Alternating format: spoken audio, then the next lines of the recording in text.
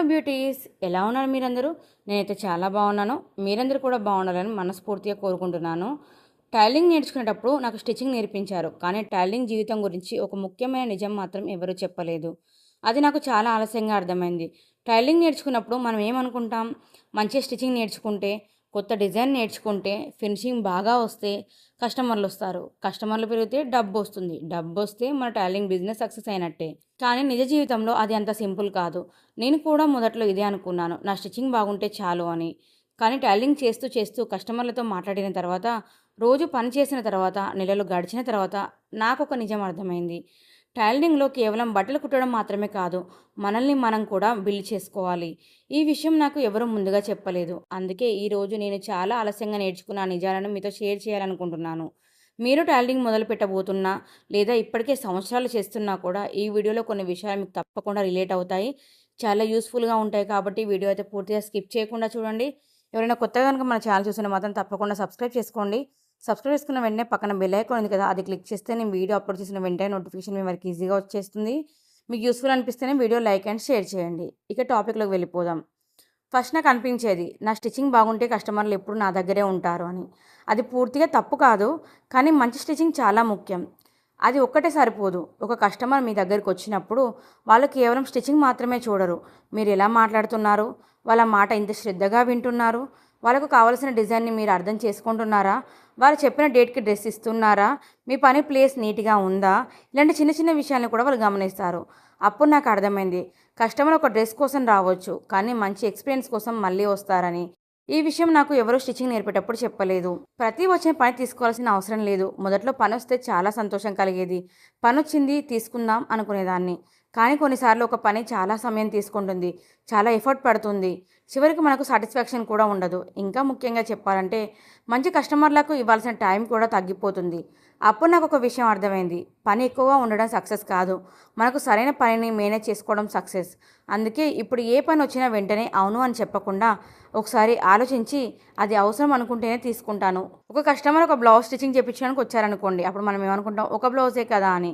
కానీ నిజానికి ఒక బ్లౌజ్ మాత్రమే కాదు, ఆ కస్టమర్ ఎక్స్పీరియన్స్ బాగుంటే మళ్ళీ ఇంకో బ్లౌజ్ తీసుకొస్తారు. వాళ్ళ ఫ్యామిలీలో ఇంకొకరికి చెప్తారు, ఫ్రెండ్స్కి చెప్తారు, నేబర్స్కి చెప్తారు. అలా ఒక కస్టమర్ మరిన్ని కస్టమర్స్కి మారవచ్చు. అదేవిధంగా కస్టమర్కి మన పని నచ్చకపోతే అది బయటికి చెప్పే అవకాశం ఉంది. అందుకే నాకు త్వరగా అర్థమైంది, ప్రతి కస్టమర్ ఒక ఫ్యూచర్ ఆపర్చునిటీ. అందుకే కస్టమర్ని కేవలం ఒక ఆర్డరే కదా అని చులకనగా చూసుకోకూడదు. ఆ ఒక్క బ్లౌజ్ ఇచ్చినా కూడా ఎంతో నీట్గా ఫినిషింగ్గా శ్రద్ధ పెట్టి బ్లౌజ్ కుడితేనే వాళ్ళు ఇంకో 10 మందికి చెప్తారు. మనం బాగా కుడితే 10 మందికి చెప్తారు. అదే మన వాళ్ళ ఫినిషింగ్లో కానీ వాళ్ళ ఫిట్టింగ్లో కానీ ఏదైనా తప్పు జరిగి బ్లౌజ్ చెడిపోయింది అనుకోండి, ఒక 20-30 మందికి చెప్తారు. కాబట్టి మంచి ఎప్పుడు కూడా ఎక్కువ స్ప్రెడ్ కాదు, చెడు ఎప్పుడు స్ప్రెడ్ అవుతుంది. కాబట్టి వీలైనంత మట్టుగా మనకి ఒక ఆర్డర్ వచ్చిందంటే దాని వెనుక 10 ఆర్డర్లు వస్తాయి అనే ఒక ఆలోచనతోటే శ్రద్ధగా బ్లౌజ్ని మనం ఫినిష్ చేయాలి. టైలరింగ్లో మనకి స్కిల్ ఉన్నా కొన్నిసార్లు మన మీద మనకే కాన్ఫిడెన్స్ ఉండదు. నా వర్క్కి ఇన్ని డబ్బులు అడగొచ్చా, కస్టమర్ ఏమనుకుంటారో, అదే ఇంకోటి ఎలా అయితే తక్కువ చేస్తున్నారట, ఇలాంటి థాట్స్ వస్తూ ఉంటాయి. నాకు కూడా ఇలాంటివి వచ్చేవి. కానీ తర్వాత అర్థమైంది ఏంటంటే, మన పని విలువ మనకు తెలియకపోతే ఇతరులకు ఎలా తెలుస్తుంది? దీని అర్థం ఎంత కావాలంటే అంత ఛార్జ్ చేయాలని కాదు. మన టైం, మన స్కిల్, మన ఎఫర్ట్, మన ఫినిషింగ్, మన ఎక్స్పీరియన్స్, వీటన్నిటినీ మనం కూడా వాల్యూ చేయాలి. కాన్ఫిడెన్స్ అంటే కస్టమర్తో గొడవ పడడం కాదు, మన పని గురించి క్లారిటీగా ఉండడం. వాళ్ళు మీరు ఎక్కువ తీసుకున్నారు అంటే మీరు ఒకసారి బ్లౌజ్ కుట్టించుకొని చూడండి. వాళ్ళు ఎవరైతే తక్కువ తీసుకుంటున్నారో వాళ్ళ బ్లౌజ్కి నా బ్లౌజ్కి మీరు తేడా చూడండి. ఫినిషింగ్ కానీ ఫిట్టింగ్ కానీ ఏదైనా కూడా మీకు అప్పుడు తెలుస్తుంది, నేను బ్లౌజ్ రేట్ ఎందుకు ఎక్కువ తీసుకుంటున్నాను. వాళ్ళకి నెమ్మదిగా కస్టమర్స్కి మనం అర్థమయ్యేలా చెప్పామంటే వాళ్ళే మన దగ్గరికి బ్లౌజ్ ఇచ్చి వెళ్తారు. ఒక్క బ్లౌజ్ ఇచ్చారంటే మనం అది నీట్గా ఫినిషింగ్గా ఇచ్చామంటే ఆల్మోస్ట్ ఇక మన దగ్గరికి రెగ్యులర్గా రావడం కుదురుతుంది. కాబట్టి ఎవరైనా ఇంత తీసుకుంటున్నారా అంటే మనం ఎగతాళిగా ఎవరైతే తక్కువ తీసుకుంటున్నారో వాళ్ళకి అక్కడ కుట్టించుకోకపోండి అని ఇలా రఫ్గా మాట్లాడొద్దు. మనకి కస్టమర్స్ ఎంతో ముఖ్యం కాబట్టి వాళ్ళకి మర్యాద ఇచ్చే మాట్లాడాలి. ఫస్ట్లో ఏంటంటే నాకు స్టిచ్చింగ్ వచ్చేసింది కదా అనిపించేది. కానీ ఫ్యాషన్ మారుతుంది, డిజైన్లు మారుతున్నాయి, కస్టమర్స్ పర్ఫార్మెన్సెస్ కూడా మారుతాయి. కాబట్టి కొత్త పేటర్న్స్ వస్తాయి, కొత్త మిషన్లు వస్తాయి, కొత్త టెక్నిక్స్ వస్తాయి. అందుకే ఒక్కసారి స్టిచ్చింగ్ నేర్చుకున్నాం కాబట్టి ఇక నేర్చుకోవాల్సిన పని లేదు అనుకుంటే మన గ్రోత్ అక్కడే ఆగిపోతుంది. నేను కూడా ఇదే విషయం ఆలస్యంగా అర్థం చేసుకున్నాను.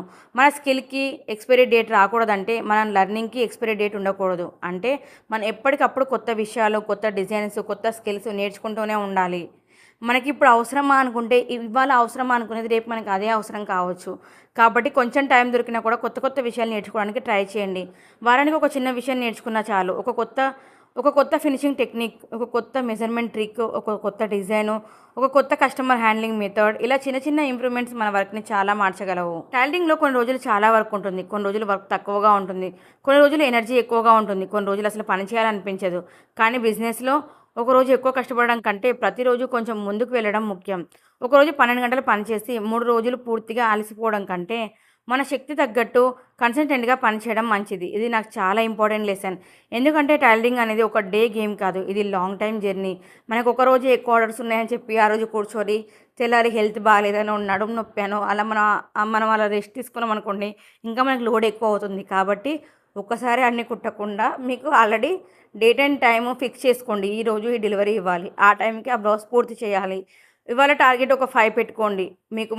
మీరు పని తీరగానే కూర్చున్నారా, ఈవినింగ్ వరకు అయిపోయిందా, లేవండి ఇంట్లో పని చేసుకొని రెస్ట్ తీసుకోండి, నైట్ కటింగ్ చేసుకోండి. అంతే తప్పితే నైట్ 12 వరకు 11 వరకు కుట్టాల్సిన అవసరం లేదు. మీరు ఇవాళ ఎంత కష్టపడతారో రేపు అంత అలసిపోతారు.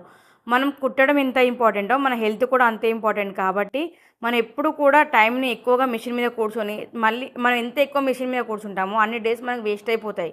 ఒక 2-3 డేస్ మనకి హెల్త్ బాగాలేదనుకోండి, అన్ని డేస్ వేస్ట్ అయిపోయినట్టే కదా. కాబట్టి మీ హెల్త్‌ని చూసుకొని మిషన్ మీద కూర్చొని కుట్టడం అలవాటు చేసుకోండి. ఇంకో నిజం, చాలామంది హోమ్ టైలరింగ్ చేస్తున్నప్పుడు, ఇంట్లోనే కుట్టినప్పుడు నేను ఇంట్లోనే చేస్తున్నాను కదా, చిన్న బిజినెసే అనుకుంటారు. కానీ బిజినెస్ చిన్నదా పెద్దదా అనేది ప్లేస్ మీద ఆధారపడదు. మీ దగ్గర కస్టమర్స్ ఉన్నారా, మీ సర్వీస్ ఇస్తున్నారా, మీరు ఇన్కమ్ జనరేట్ చేస్తున్నారా, అయితే బిజినెస్ చేస్తున్నారని అర్థం. అందుకే చిన్నదైనా మీ పని మీద ఒక సిస్టమ్ ఉండాలి. ఆర్డర్స్ నోట్ చేసుకోవడం, మెజర్మెంట్స్ సరిగ్గా మెయింటైన్ చేయడం, డెలివరీ డేట్స్ గుర్తుపెట్టుకోవడం, కస్టమర్ డీటెయిల్స్ సేవ్ చేసుకోవడం, మీ వర్క్ ఫొటోస్ తీసుకోవడం, ఇలా చిన్న చిన్న విషయాలు కూడా బిజినెస్కి చాలా ఉపయోగపడతాయి. వీటి వల్ల బిజినెస్ ఎంతో ఇంప్రూవ్ అయ్యే అవకాశం కూడా ఉంటుంది. కాబట్టి ఈ మిస్టేక్స్ని అసలు చేయకండి. ఆర్డర్స్ వచ్చినప్పుడు వెంటనే నోట్ చేసుకోండి. అలాగే డెలివరీ డేట్స్ని కూడా వాళ్ళు ఒక కవర్లో తీసుకొస్తారు కదా, ఆ కవర్ మీద వాళ్ళ పేరు, డెలివరీ డేటు, ఏ టైంకి ఇవ్వాలి, ఏ రోజు ఇవ్వాలి, ఇవన్నీ రాసుకొని పెట్టుకున్నారంటే మనకి ఆ కవర్ చూడగానే ఆ డేట్ గుర్తొస్తుంది, ఎప్పుడు కుట్టాలనో ఐడియా వస్తుంది, అలాగే ఎవరిదో అనేది కూడా గుర్తుంటుంది. ఇన్ని సంవత్సరాల తర్వాత నాకు అర్థమైన పెద్ద నిజం ఏంటంటే, టైలరింగ్లో మనం కేవలం బట్టలను స్టిచ్ చేయడం కాదు, మన పనితనాన్ని, మనకున్న టాలెంట్ని కూడా మనం స్టిచ్ చేస్తున్నామని అర్థం. ప్రతి బ్లౌజ్తో మన పేరు కూడా బయటికి వెళ్తుంది. ప్రతి కస్టమర్తో మనకి ఉన్న ప్రొఫెషనల్ ఏంటంటే ప్రతి కస్టమర్తో మన పనితనం బిల్డ్ అవుతుంది. ప్రతి మంచి ఫినిషింగ్తో మన మీద నమ్మకం పెరుగుతుంది. ప్రతి తప్పు నుంచి మనకు ఒక లెసన్ వస్తుంది. అందుకే ఒక డ్రెస్ పర్ఫెక్ట్గా చేయడం మాత్రమే గోల్ కాకూడదు. ప్రతి కస్టమర్కి ఈ టైలర్ దగ్గర మళ్ళీ రావచ్చు అనే నమ్మకం కలిగించడం గోల్ కావాలి. ఇది నాకు ఎవరూ మొదట్లో చెప్పలేదు, కానీ ఇప్పుడు వెనక్కి చూసుకుంటే ఇదే టైలరింగ్లో నేను నేర్చుకున్న ముఖ్యమైన నిజాల్లో ఒకటి అని అర్థమైంది. మీరు కూడా టైలరింగ్ చేస్తున్నట్లయితే ఒక విషయం గుర్తుంచుకోండి, మీరు ఈరోజు చేస్తున్న చిన్న పని రేపటి మీ బిజినెస్కి ఫౌండేషన్ కావచ్చు. ఈరోజు మీరు నేర్చుకున్న ఒక టెక్నిక్ రేపు మీకు కాన్ఫిడెన్స్ ఇవ్వచ్చు. ఈరోజు మీరు ఇచ్చిన మంచి ఫినిషింగ్ రేపు ఒక కొత్త కస్టమర్ని తీసుకురావచ్చు. ఈరోజు మీరు తీసుకున్న ఒక మంచి డిసిషన్ రేపు మీ ఇన్కమ్గా మారవచ్చు. అందుకే మీ టైలరింగ్ని చిన్నగా చూడకండి. మీరు ఇంట్లో ఒక మషిన్తో చేస్తున్నా, ఒక చిన్న షాప్లో చేస్తున్నా, లేదా పెద్ద బొటిక్ నడుపుతున్నా మీ స్కిల్కి వాల్యూ ఉంది, మీ కష్టానికి వాల్యూ ఉంది, మీ సమయానికి వాల్యూ ఉంది. ఆ వాల్యూని ముందుగా మీరు గుర్తించాలి. నాకు ఆలస్యంగా అర్థమైన ఈ నిజాలు మీకు కొంచెం ముందుగానే ఉపయోగపడితే అది నాకు చాలా సంతోషంగా ఉంటుందని ఈ వీడియో మీతో షేర్ చేశాను. ఈ వీడియోలో మీకు ఎక్కువగా కనెక్ట్ అయిన విషయం ఏదో కామెంట్లో చెప్పండి. టైలరింగ్లో నేర్చుకోవడం ఎప్పుడూ ఆగదు అని కామెంట్ చేస్తే నేను చాలా హ్యాపీగా ఫీల్ అవుతాను. మీకు వీడియో యూస్ఫుల్ అనిపిస్తేనే లైక్ చేయండి, షేర్ చేయండి. ఇలాంటి మరిన్ని యూస్ఫుల్ ఇన్ఫర్మేషన్స్ కోసం మన ఛానల్ తప్పకుండా సబ్స్క్రైబ్ చేసుకోండి. సబ్స్క్రైబ్ చేసుకున్న వెంటనే పక్కన బెల్ ఐకాన్ ఉంది కదా, నేను వీడియో అప్లోడ్ చేసిన వెంటనే నోటిఫికేషన్ మీ వరకు ఈజీగా వచ్చేస్తుంది. Thank you for watching.